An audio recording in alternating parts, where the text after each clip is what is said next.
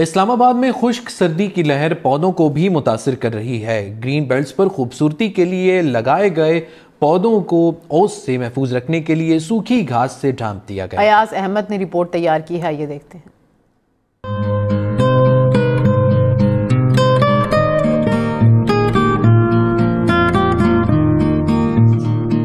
इस्लामाबाद की खूबसूरती बढ़ाते ये पौधे सर्दियों में सूखी घास से ढक जाते हैं। ग्रीन बेल्ट पर लगे पौधों को सर्दी के दौरान ओस से महफूज रखने के लिए सूखी घास का इस्तेमाल किया जाता है। सीडीए के अमले का कहना है कि दिसंबर से फरवरी तक 3 महीने पौधों को ढांप कर रखना जरूरी है। बेसिकली इसकी वजह ये होती है कि हम इनको सर्दी से बचाने के लिए करते हैं।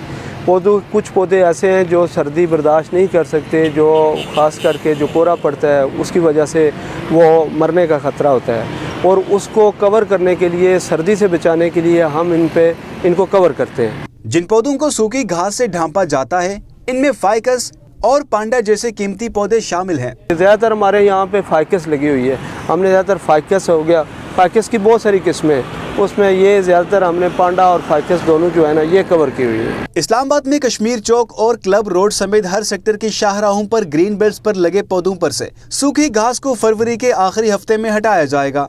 कैमरामैन इरफान अहमद के साथ अयाज अहमद, हम news, Islamabad. Chairman joint chief of staff committee general Sahir Shamshad Mirza ने आर्मी मेडिकल कॉलेज रावलपिंडी के 43वें कॉन्वोकेशन में बतौर मेहमान खसूसी शिरकत की। ISPR के मुताबिक जनरल साहिर शमशाद मिर्जा ने BBS और BDS के तलबा में तालीमी असनाद और मेडल्स तकसीम किए। Chairman joint chiefs of staff committee ने फारिगुल तहसील तलबा और उनके वालिदैन को मुबारकबाद दी। उन्होंने मयारी तालीम पर आर्मी मेडिकल कॉलेज के असातिज़ा की काविशों को भी सराहा।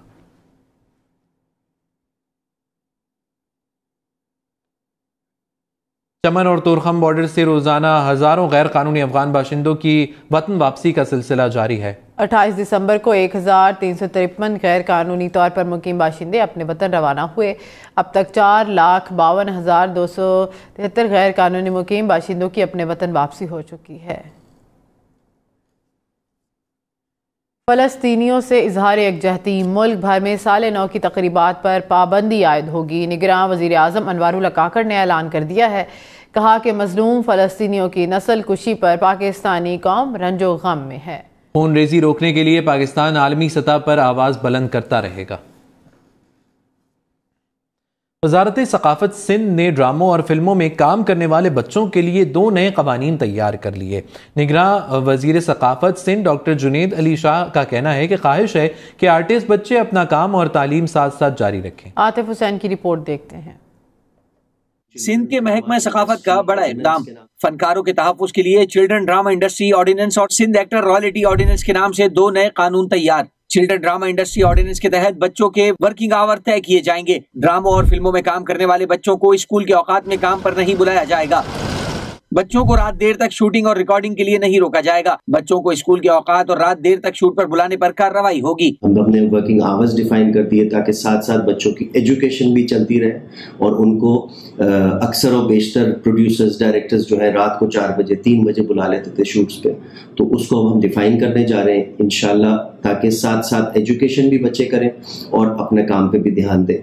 जुनैद अली शाह कहते हैं कि सिंध के एक्टर रॉयल्टी ऑर्डिनेंस के तहत फनकारों को तहफ़्फ़ुज़ मिलेगा। प्रोडक्शन कंपनी और फनकारों के दरमियान मुआहदे से मुताल्लिक़ शिकायत हल करने के लिए कमेटी कायम की जाएगी। फिल्म और ड्रामा के सोशल मीडिया और दीगर मुनाफे में से फनकारों को रॉयल्टी दी जाए। उनको वन ऑफ पेमेंट हमेशा मिल जाता था प्रोड्यूसर डायरेक्टर्स की तरफ से, ओनर्स की तरफ से, लेकिन उनको फिर उस पर रॉयल्टी नहीं मिलती थी। यानी कि अगर वो गाना रीप्ले हो कहीं पे, वो सोशल मीडिया के किसी प्लेटफॉर्म पे अगर चले, तो उसकी जो रॉयल्टी जनरेट होती है वो एक्टर्स तक नहीं पहुंचती थी। तो अब हम उस कानून को भी डिफाइन करने जा रहे हैं। Children drama industry ordinance act से इंडस्ट्री में काम करने वाले बच्चों की तालीम में खलल नहीं आएगा। चिल्ड्रन ड्रामा इंडस्ट्री ऑर्डिनेंस की खिलाफ वर्जी पर चाइल्ड प्रोटेक्शन ब्यूरो और पुलिस कार्रवाई करेगी।